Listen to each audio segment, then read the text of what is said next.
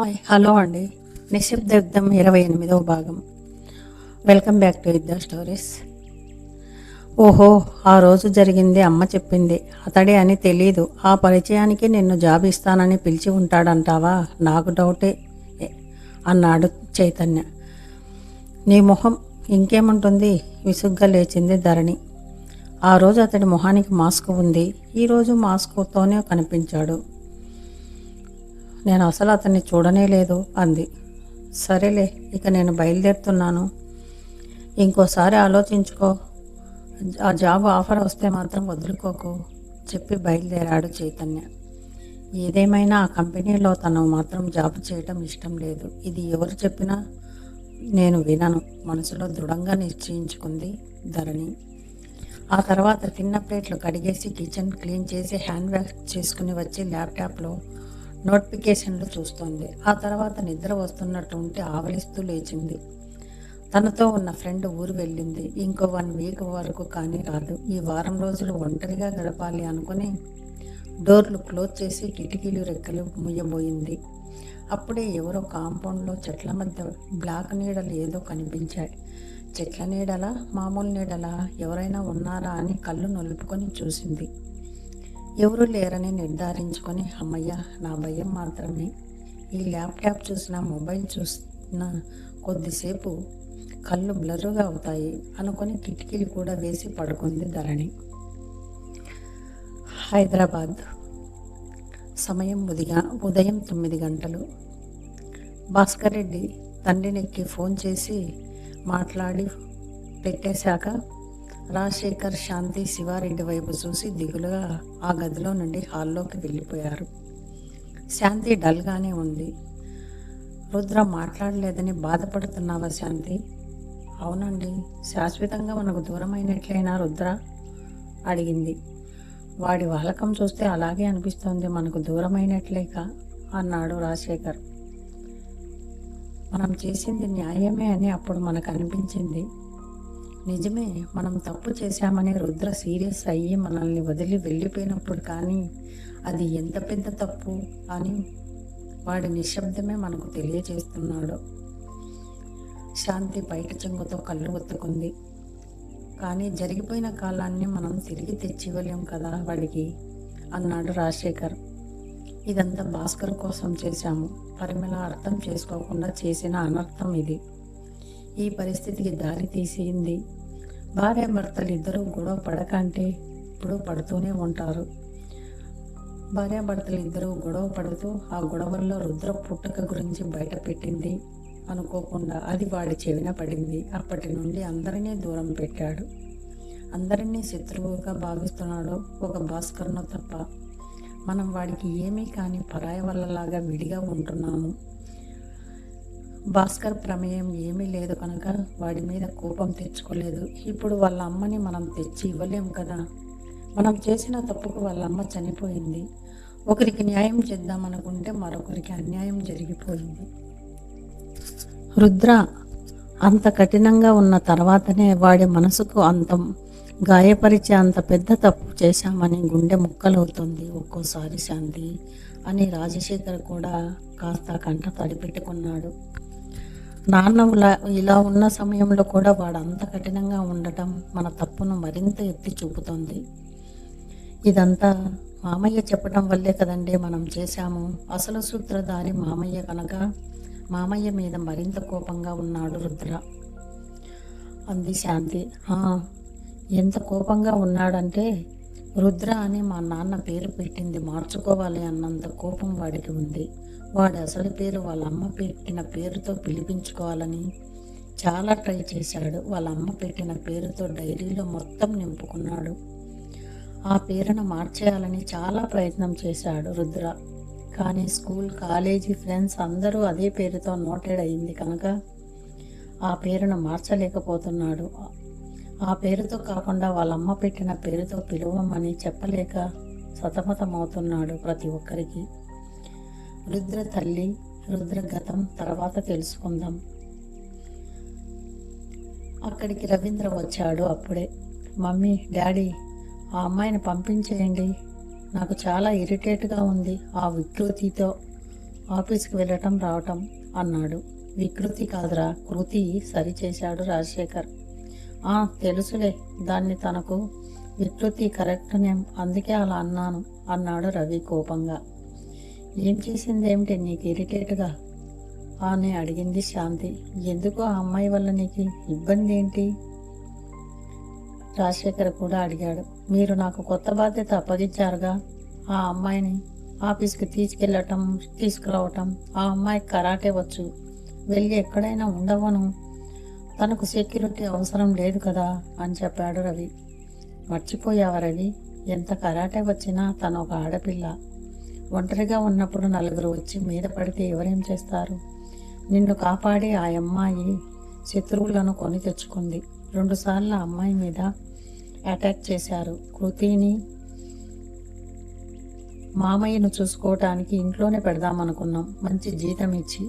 అమ్మాయి కూడా ఒప్పుకుంది. కానీ మీ తాతయ్య పనులు చేయటానికి ప్రత్యేకంగా మనిషి అవసరం లేదు. కొంచెం డిసప్పాయింట్ మూడ్లో ఉన్నారు, అందువల్ల ఆయన హెల్త్ బాగలేనట్టుగా ఉన్నాడు, అంతే తప్ప ఆయనకి ఎలాంటి అనారోగ్యం లేదు. ఎప్పటిలా ఆయనను ఫ్రీగా ఉంచండి. ఆయన దగ్గర మనుషులు లేకపోతే ఏమవుతుందో అన్న భయం మీకు అవసరం లేదు.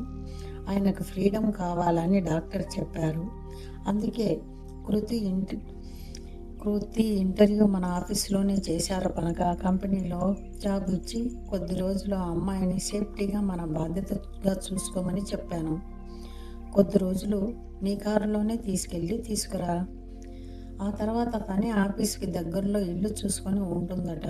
సాటర్డే సండే పిల్లలకు కరాటే నేర్పించుకుంటుందట. అదే పీజీలో ఉంటే ఇలాంటి అవకాశం ఉండదు కదా, అందుకని ఇల్లు కోసం చూస్తోంది అని చెప్పింది శాంతి. త్వరగా చూసుకుంటే మేలు అన్నాడు. ఇప్పుడు నీకు వచ్చిన నష్టం ఏంటి అమ్మాయితో అడిగింది శాంతి. ఆ అమ్మాయి తనని ఏమీ ఇబ్బంది పెట్టట్లేదు, కానీ ఎందుకో తనకు నచ్చట్లేదు. ఎందుకంటే కారణం చెప్పలేకపోతున్నాడు. కొందరిని చూస్తే ఇష్టం ఏర్పడుతుంది, కొందరిని చూస్తే కష్టం ఏర్పడుతుంది. అలాగే రవీంద్రకు కూడా. తన మనసులో ఉన్న కొన్ని సంవత్సరాల క్రితం ఉన్న చిన్ని రూపం తన మనసులో నుండి ఆ అమ్మాయి తొలగించేస్తుందేమో అన్న భయం మొదలయ్యింది రవీంద్రకు. ఆఫీస్కి వెళ్ళటానికి రెడీ అవుతున్న కృతి దివ్య గురించి ఆలోచిస్తుంది. రుద్రతో ఇంటిమేట్ అయిన విషయం చెప్పింది. రుద్ర దివ్య రొమాంటిక్ ఫొటోస్ పంపింది. అది చూసిన కృతి మనసు బాధపడింది. నీతో ఇంటిమేట్కి ఎలా ఒప్పుకున్నాడు అని కూడా అడిగింది. ఇండియాకు వచ్చాక వివరంగా చెప్తాను. నేను ఇండియా వచ్చేస్తున్నాను. అతడితో ఇంటిమేట్ అయ్యాక 2 రోజులు అస్సలు కదలలేకపోయాను. రెస్ట్ తీసుకొని వస్తాను అని చెప్పింది దివ్య. 1 వీక్ అవుతుంది, ఇప్పటికీ ఒక ఫోన్ చేయలేదు. అందుకే విక్రాంత్కు దివ్య గురించి ఆచూకీ తెలుసుకోమని చెప్పింది. ఏమై ఉంటుంది దివ్య అని ఆలోచిస్తోంది కృతి. హ్యాండ్ బ్యాగ్ భుజానికి తగిలించుకుంటూ బయలుదేరుతున్నప్పుడు ఫోన్ వచ్చింది. విక్రాంత్ దివ్య గురించి ఆచూకీ తెలిసిందా? ఆ ఫోన్ విక్రాంత్ నుండి అని తెలుసుకొని అడిగింది. తెలియట్లేదు రుద్ర, తెలియట్లేదు క్రాంతి, రుద్ర దగ్గర కూడా లేదు. ఎంక్వైరీ చేశాను, ఏమైపోయిందో అర్థం కావట్లేదు చెప్పాడు విక్రాంత్. అసలు అక్కడి నుంచి బయలుదేరిందా? రుద్ర ఇంటి నుండి బయటికి వచ్చాక నాకు కాల్ చేసింది. ఆ తర్వాతనే ఒక కాల్ లేదు, తను రాలేదు. కాస్త త్వరగా ఎంక్వైరీ చెయ్యి విక్రమ్. దివ్య నా దగ్గరికి వస్తే నాకు కొంచెం హెల్ప్గా ఉంటుంది. మరోసారి అద్దంలో తన మొహం చూసుకొని లైట్గా లిప్స్టిక్ పెదాలకు వేసుకుంటుంది. సరే, నేను ప్రయత్నిస్తాను. ఇదిగో మీ డాడీకి ఫోన్ ఇస్తున్నాను, మాట్లాడతారట. ఇప్పుడు వద్దు విక్రాంత్, ఆఫీస్కి బయలుదేరుతున్నాను. రవీంద్ర వెయిట్ చేస్తున్నాడు, ఎక్కువసేపు లేదు, 2 minutes, ఇదిగో ఇస్తున్నాను అనటంతో విక్రాంత్ ఫోన్ పట్టుకొని కాస్త గుమ్మం వరకు వెళ్ళి తొంగి చూసి బయట ఎవరూ లేరని నిర్ధారించుకొని డాడీ అని పిలిచింది. బేబీ అటువైపు వినిపించటంతో చెప్పండి డాడీ అంది. మళ్ళీ గుమ్మం వైపు చూస్తూనే, క్రాంతి, నువ్వు ఇండియాలో స్టార్టప్ కంపెనీ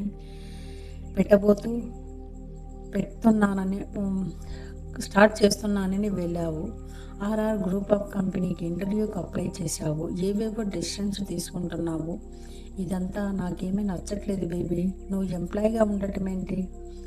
నాకు ఇన్సల్ట్గా ఉంది అన్నాడు నరసింహ. నీ కూతురుగా నేను ఇక్కడ పేరు చెప్పుకొని ఉండట్లేదు కదా డాడీ. నేనెవరో ఏంటో ఇక్కడ ఎవరికీ తెలియదు. నేనేం చేసినా డాడీకి న్యాయం కోసం, డాడీ పగ తీర్చుకోవటానికి ఇక్కడ ఉండటానికి నిర్ణయించుకున్నాను. ఒక దెబ్బకు 2 పిట్టలు అన్న సామెత ఎందుకు పెట్టారో నాకు ఇప్పుడు అర్థమైంది డాడీ. ఏం మాట్లాడుతున్నావు బేబీ? అర్థం కాలేదు అన్నాడు నరసింహ. నాకు ఇవాళే ఒక విషయం తెలిసింది డాడీ. రుద్ర మీద పగ తీర్చుకోవటానికి అక్కడ మనకు అవకాశం లేదు. రుద్ర ఇవ్వడు మనకు అవకాశాన్ని. అతని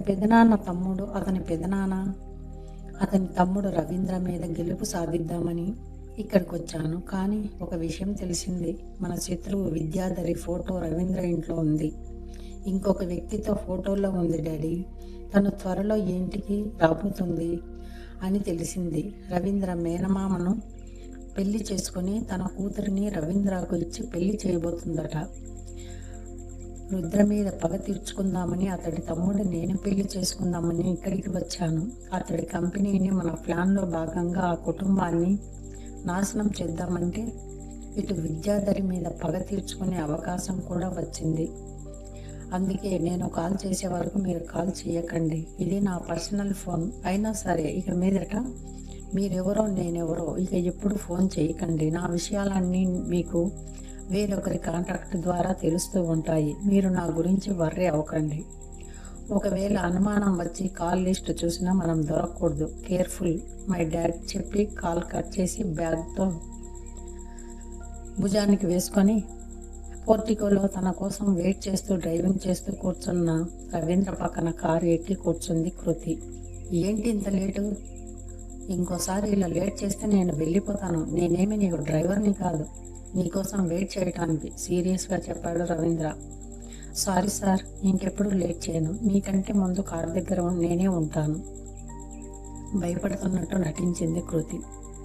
రుద్ర తల్లి ఎవరు? రుద్ర గతం ఏంటి? రుద్ర మీద పగను రవీంద్ర మీద తీర్చుకుందామని వచ్చిన అమ్మాయి ఆ కృతికి ఆ ఇంట్లో ఉన్న విజయ ఫోటోకు ఆ అమ్మాయికి ఏమిటి సంబంధం? నిశ్శబ్ద యుద్ధం మిస్టరీ తెలుసుకోవాలంటే వేచి చూద్దాం నెక్స్ట్ ఎపిసోడ్ వరకు.